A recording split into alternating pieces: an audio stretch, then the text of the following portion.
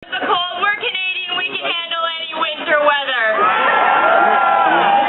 So on behalf of the over 300,000 students who are members of the Canadian Federation of Students, I'm here to bring you greetings of solidarity.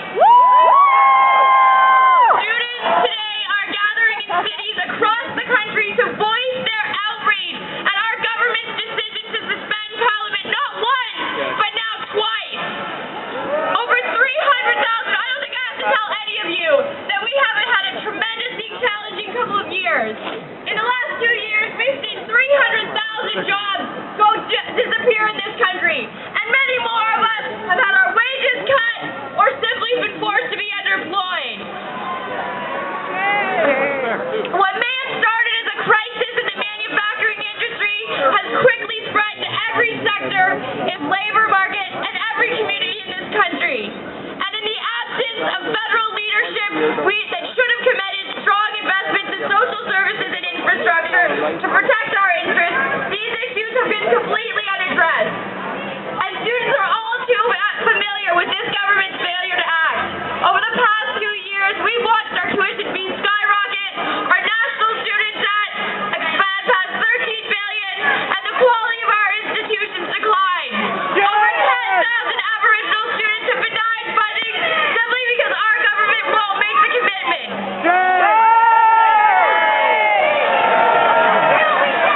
And if the prospect of taking on a mortgage-sized loan isn't bad enough,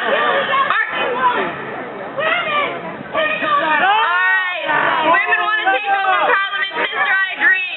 But let me be clear. Unless we get a government that's willing to fund those women to be able to go to school and not graduate with $28,000 worth of debt, that's never going to happen.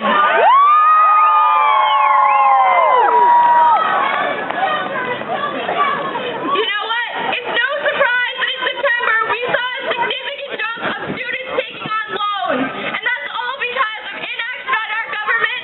There weren't enough jobs available for students to be able to go out and get the money they need to study and be successful. Rather than supporting workers seeking retraining and youth seeking access to over 70% of new listed jobs that require some form of post-secondary education, our government decided to take a vacation and go to the Olympics.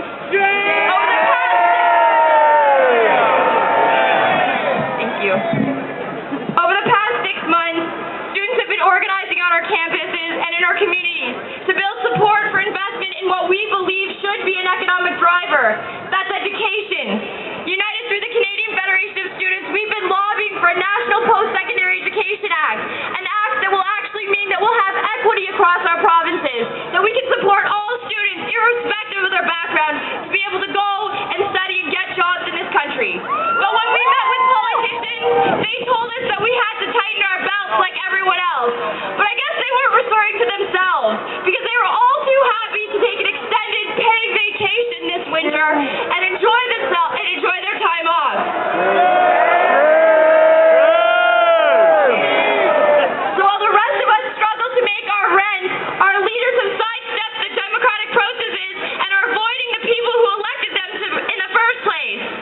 And while the dishonorable Mr. Kenny may feel that it's easier for government to operate without Parliament in session, last time I checked, we live in a democratic society and our voice is just as important as his.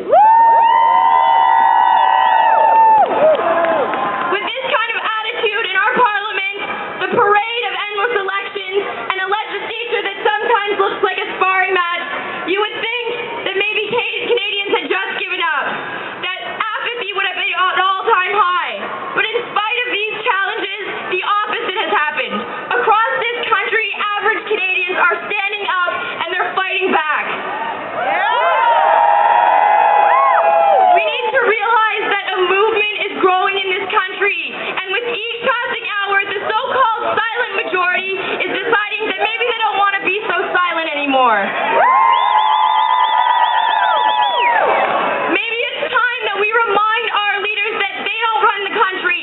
We do. The undemocratic behavior of our federal government has had an important side effect. It has ignited public outreach. It has brought us all onto the streets to support the fundamental principles of democracy that we all believe in.